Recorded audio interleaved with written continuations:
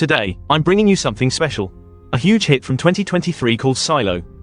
After Earth slipped to the edge of collapse, humans, and even animals, were crammed together, living inside a massive underground cylinder, called the Silo, and everyone believes that, the moment you step outside, you'll drop dead, just like what happened 3 years ago. Someone went out, and never came back. And today, her husband decides to go outside too. Because he's been living with regret, wondering why he didn't go with her that day. So what's really up there? Is the surface truly as deadly as they say? Who built the silo, and what was the real purpose? Let's find out together. Holston is the silo's sheriff. That day, he makes a life-changing decision. He goes to the station, takes off his badge, and drops his resignation on the desk. His co-workers don't even notice anything's wrong. Holston tells them, "If you need me, check holding cell 3. They're still confused, but Holston walks in, locks the cell behind him, and stares at the screen showing his late wife. His mind drifts back 3 years. That's when his wife Allison died outside. And he's regretted it ever since, because he didn't follow her. Every single day, Holston has lived with that guilt. He misses her so much. And today, he finally says what he's been holding in. I want to go outside. Back to 3 years earlier. Holston was happy with his wife, Allison. They didn't have kids, and their home still felt like something was missing. Resources in the silo are limited, so the authorities strictly control who can have children. Luckily, after applying 3 times, they finally get approved to try for a baby. But they only have 1 year to conceive. Allison is over the moon, ready to start their future immediately. Then she suddenly realizes they should pick a name first.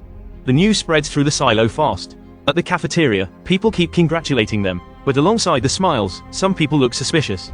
Gloria shows up, offering fertility advice services. But Holston doesn't care at all. He barely hears her out before kicking her out. Next, Allison goes to the clinic to remove her birth control device. After that, the rest is up to the 2 of them. But each family only gets 3 chances. This is Holston and Allison's last shot. After weeks of working out and staying healthy, Allison waits for the baby to come. But trouble starts at her job. She's an editor in the IT department, and just because her post mentioned history, it gets deleted from the Silo forum.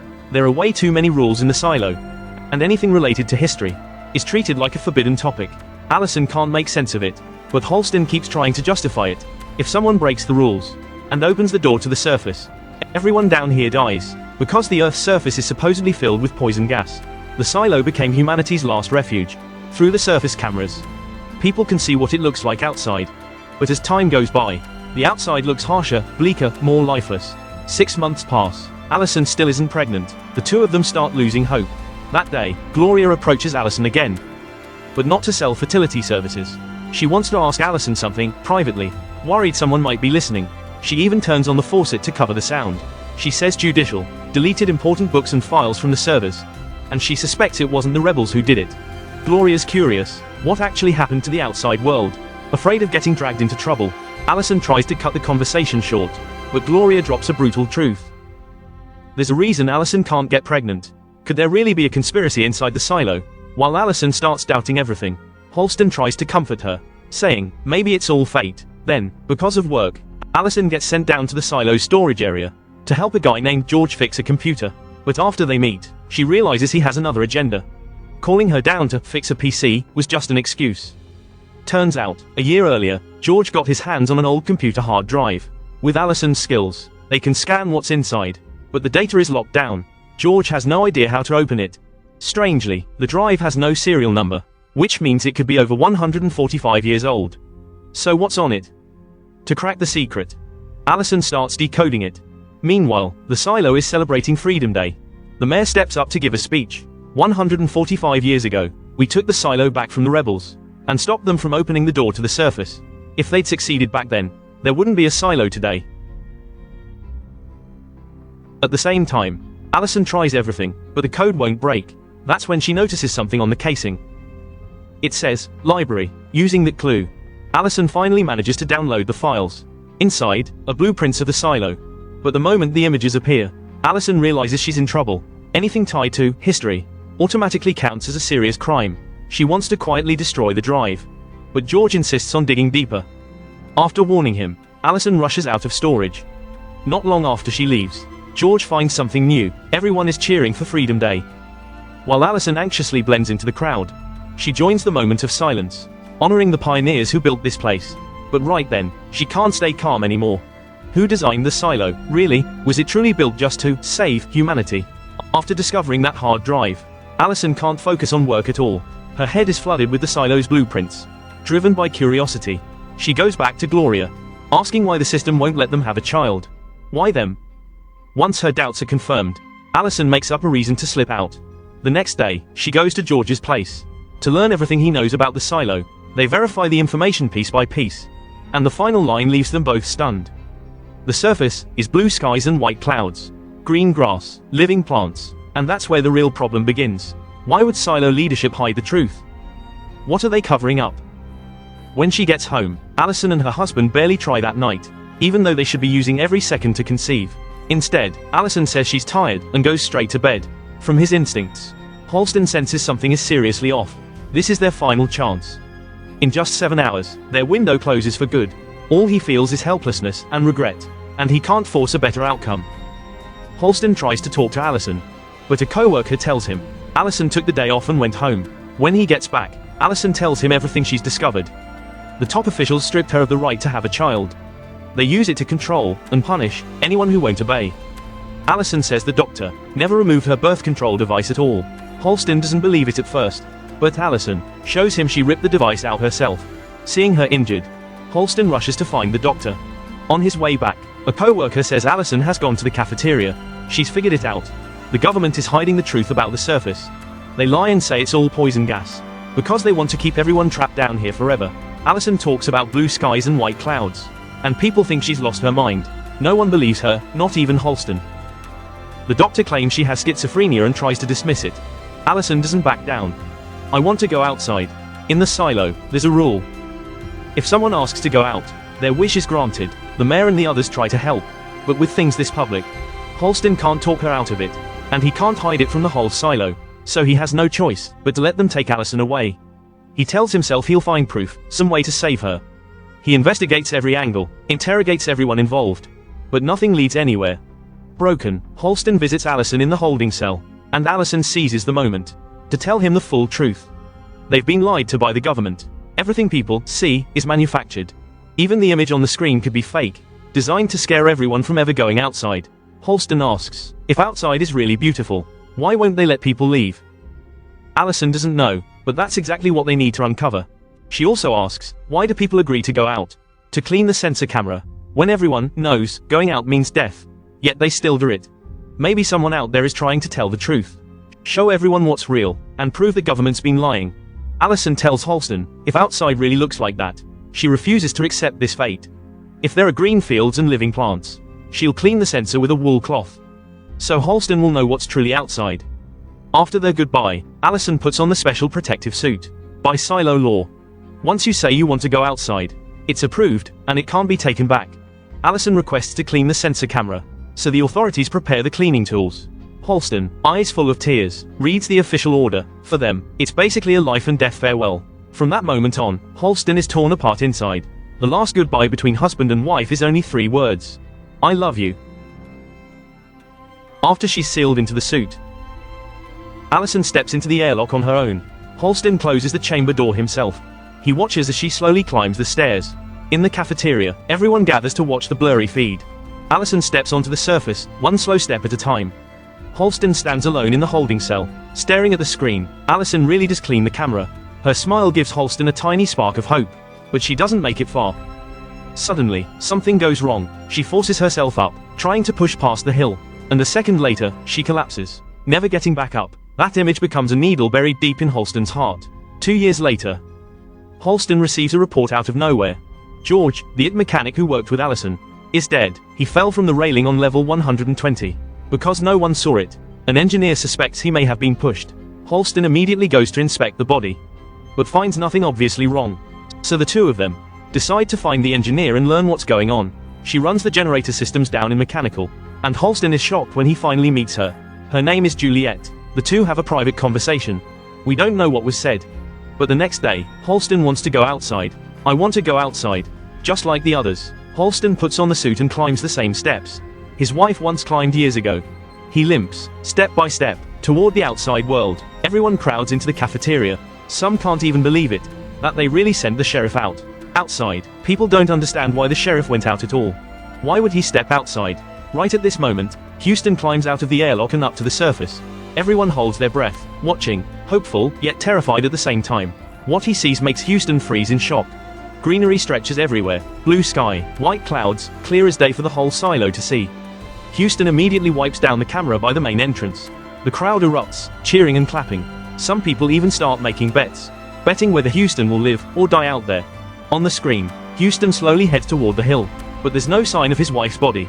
He hasn't gone far when Houston starts showing strange symptoms. Juliet watches, anxious and on edge. Then Houston suddenly takes off his helmet. Everyone is stunned by what they're seeing.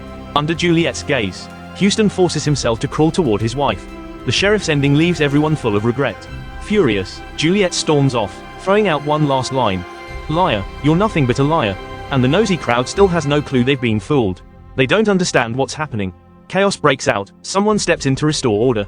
Down in the deep down, the people have one job: keep the power running, so the generator stays online. Houston's death sends Juliet over the edge. She completely loses control. In a rage, she accidentally smashes a water pipe, the one feeding the generator. Once she calms down, Juliet shuts the valve and heads back to her workshop. Bernard finds the letter Houston left for him. He's still grieving, when a co-worker rushes in with news. There's a riot in the recycling sector. Bernard says he'll keep track of it over the radio. In Houston's letter, he even recommends Juliet as his successor. Watching his best friend die out there, Bernard's eyes fill with grief. Houston may be gone, but someone has to fill his position. Bernard goes to the mayor's office. He asks what the mayor plans to do. The mayor considers Bernard, but he's too old, he can barely handle it. And with things like this, given the situation, Judicial will definitely try to plant their own person in the role. The mayor asks if Houston said anything before he went out. Bernard answers carefully, not mentioning Juliet's nomination at all. Why would he hide that, inside a prison like this? Houston never explained why he chose to go outside, but Bernard knows his old friend well enough to guess there was a reason. The mayor reminds him, so far, there's never been a case where a mayor sent a sheriff outside. A cleaning like this could bring serious consequences. The mayor wants a new sheriff, fast. At the same time, trouble flares up at the recycling gate. As two people fight over a hammer, judicial officers step in to stop it, and they write down the names of everyone involved. After dealing with the pipe, Juliet storms back into the repair shop. The old woman can tell she's upset, but she has no idea what happened. With gentle comfort, Juliet finally lets it all out. Turns out she and George were lovers. George's death hit her hard. Juliet believes he was murdered. She refuses to believe he killed himself, because the last time they met, George said he had something to show her. That day, everyone was celebrating Juliet taking on an apprentice, but their relationship was never approved. So George never dared come around openly. Under the silo's strict rules, even falling in love is illegal. George was about to tell Juliet something incredibly important. They agreed to meet after her shift. That's when Judicial showed up. George panicked and hurried away. Juliet worked late and came home exhausted. All she wanted was to see him, but George was nowhere to be found. Only a cloth bag sat on the table. Inside was a small box. George left a note. "Remember where you last saw it? I found what I've been looking for." But the very next day, Juliet gets the news. George is dead. According to her co-workers, it crushes her. She won't accept a death with no answers. Juliet begs Han to investigate with her, but there's no proof of murder, and proving it would take much more. Han knows about their relationship. If she were an official partner, she'd have certain rights, but the silo never approved them. To help Juliet, Han has to bring in someone higher up. So he quietly leaves a clue at the generator room. That's how Juliet ends up meeting Houston. Houston starts examining the scene, hoping the cameras might reveal something. Then he notices the watch on Juliet's wrist. Juliet panics and quickly makes up an excuse.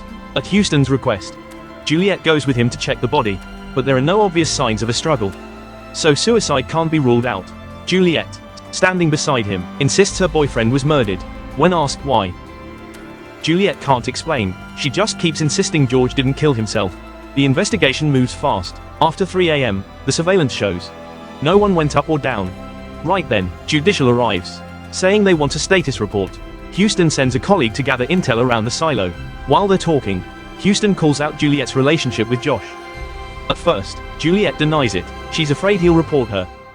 But Houston says if she wants the truth, she has to tell him everything she knows. In the end, Juliet chooses to trust Houston. She tells him everything, and mentions what George left behind. After seeing Houston's reaction, she shows him the item George left her. Houston has no idea what it is. Then Juliet pulls out half a letter George left behind. One glance, and Houston realizes how serious this is. Guided by Juliet, they reach the end of a tunnel. A "no entry" sign is bolted to the wall. Juliet turns back, checking with Houston. When he nods, she removes the warning sign, and shockingly, a hidden passage is revealed behind it.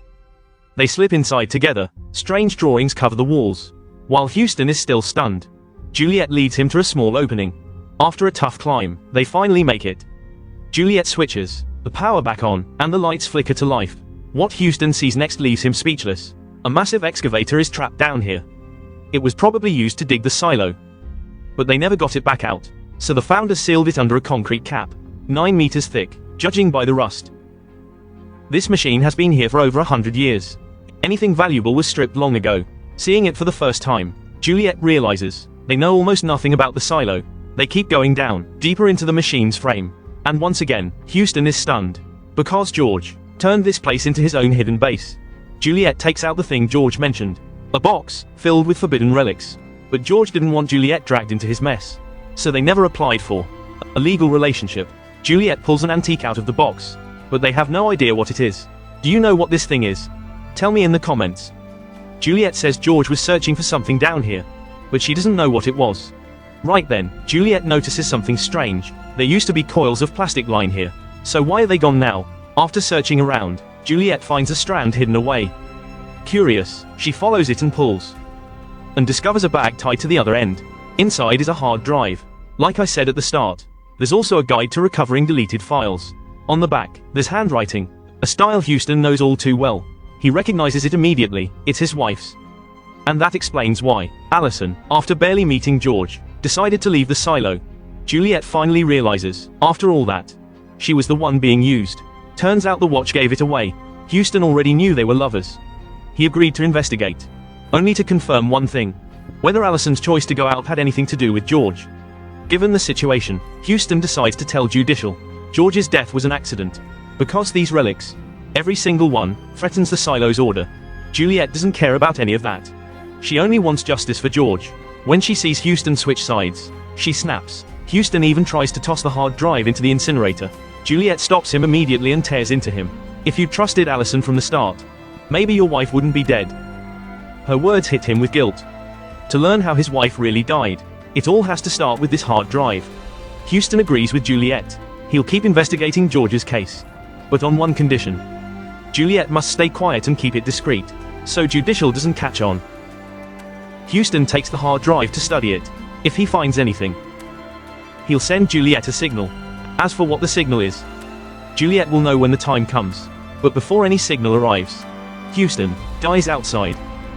The old woman can't help feeling a little sad, but Juliet admits something. She never showed Houston the full letter, because George found what he was looking for. And chances are, whatever it is, could bring Juliet deadly trouble. That's why George never told her. To figure out what George discovered, Juliet decides to check it herself.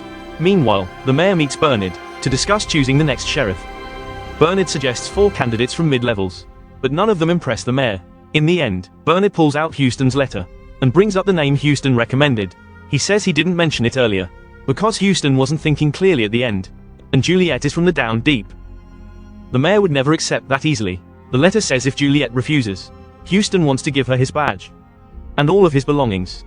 If that's true, then the badge might be the signal Houston meant, the one he left for Juliet. The mayor is stunned, and immediately goes to see who this woman really is. At that moment, Juliet is heading back to the hidden base, thinking back to when they were together. George had stockpiled tons of rope, and told her there was a door at the bottom of the silo. But now the bottom is flooded. Which